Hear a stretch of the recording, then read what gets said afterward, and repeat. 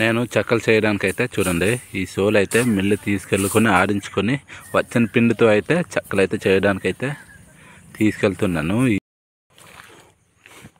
ఇది ఆడించడానికి మా ఊరు నుంచి పక్కనే ఒక 1/2 కిలోమీటర్ డిస్టెన్స్లో అయితే ఒక షాప్ ఉంటుంది. అక్కడ వెళ్ళి తీసుకెళ్ళని ఆడించేయడమే.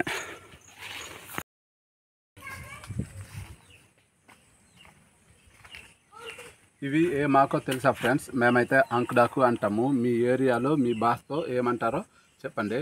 మా ట్రైబల్ భాషలో అయితే ఇది ఈ సోరకులు అని అంటాము, కానీ తెలుగులో అయితే అంకుడాకు అంటాము. ఏరియా బట్టి అయితే కొన్ని పిలుపులు అయితే మారిపోద్ది. ఈ అంకుడాకుతో ఏం చేస్తామంటే మేమైతే సోలు పిండి ఆడించేసుకొని అయితే ఒక చెక్కలు అయితే తయారు చేస్తున్నాము. ఆల్రెడీ సోలు పిండి ఆడించేసుకొని అయితే తెచ్చాను. ఇప్పుడు ఈ అంకుడాకుకి అడవికి వెళ్ళి అలా తెచ్చాను. ఈ అంకుడాకుతో చెక్కలు ఏ విధంగా చేస్తామో చూపిస్తాను. ఆ చెక్కలు చాలా వెరైటీగా ఉంటుంది, ఏ విధంగా కూడా చూపిస్తాను రండి. ఇవి సోలు పిండి. సోలు చూపించాను కదా, అదైతే మిల్లుకి తీసుకెళ్ళి ఆడించుకొని ఈ బకెట్లోనే అంటే ఈ పాత్రలోనే తెచ్చాను. ఈ కేరాజులోనే తీసుకెళ్ళాను కదా చోలు. ఈ కేరాజులోనే ఆడించుకొని నాకు ఇచ్చారు. తర్వాత నేను ఇంటికాడ తెచ్చాను. ఇవి చోలు పిండి, ఇవి ఆకులు. నేను ఇప్పుడు తెచ్చుకున్న ఆకులు.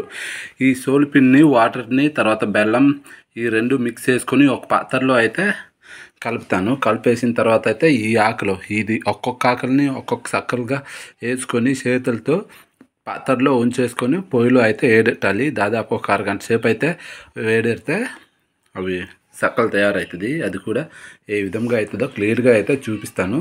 వీడియో అయితే స్కిప్ చేయకుండా అయితే ఎండ్ వరకు చూడండి. ఆడించుకొని తెచ్చిన పిండి ఇందులో ఒక పాత్రలో అయితే వేసుకున్నాను. అలాగే బెల్లం కూడా చూడండి ఇందులో వేసేసుకున్నాను. బెల్లము ఇవి బెల్లము. తర్వాత ఇది వాటర్ కూడా సరిపోయేటట్టుగా అయితే వేసుకోవాలి. కొద్దిగా వేసుకుంటే మొత్తం మిక్స్ చేసేవచ్చు.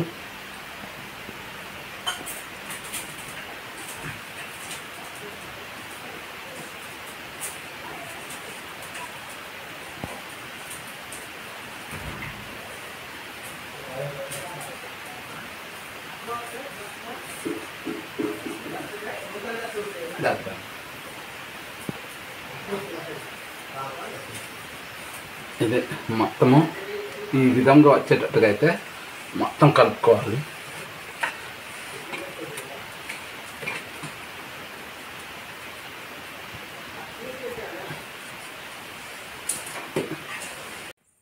ఇవి మొత్తం కలిపేసరికి ఈ విధంగా చిక్కగా అయితే రావాలి.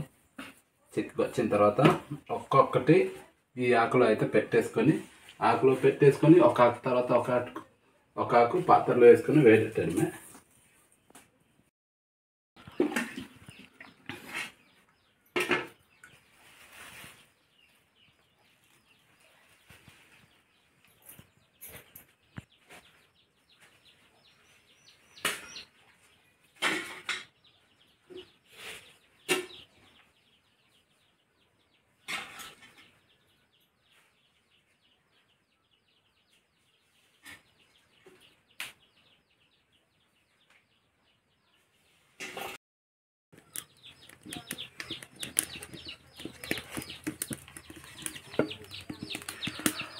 ఆకు మీద ఒక్కొక్కటి మీద ఒక్కొక్కటి వేసేసుకొని దీనిపైన లాస్ట్లో అయితే ఆకు వేసాము.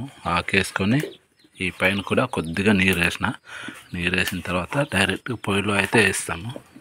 పొయ్యిలో వేసిన తర్వాత బగ మండితే కరెక్ట్గా ఒక 1/2 గంట లేకపోతే ఒక 40 నిమిషాలు గంట అయినా పట్టేది ఉడకడానికి. అందుకే మంట అయితే చాలా వేరంగా వచ్చేటట్టుగా అయితే చూడాలి. 1/2 గంట తర్వాత ఉడికిందో లేదో అని చెక్ చేస్తున్నాను. సింపుల్గా అయితే ఒకటి తీస్తాను. ఒకటి తీసిన తర్వాత తెలిసిపోద్ది ఉడికిందో లేదో. కొద్దిగా వేడిగా ఉంది, ఎందుకంటే కింద మంటలు ఉన్నాయి కనుక వేడి తగులుతుంది.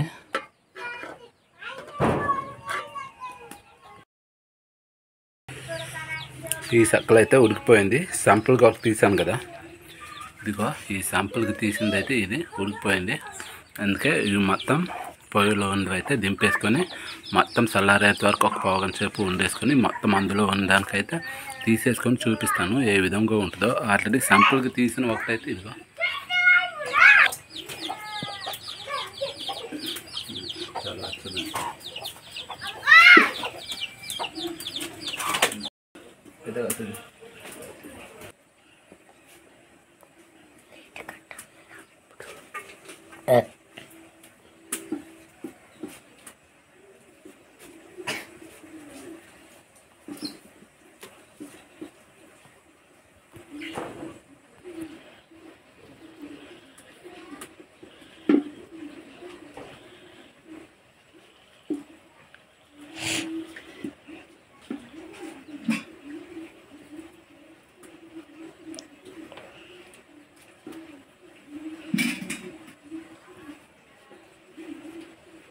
ఇవి ఉడకబెట్టేసిన చెక్కలు. ఇలాంటి చెక్కలు ఎంతమంది తిన్నారో కామెంట్ చేయండి. ఇవి చాలా టేస్టీగా ఉంది. ఇంకా కొన్ని లోపలు ఉన్నాయి, అవి కూడా తీసేస్తాను.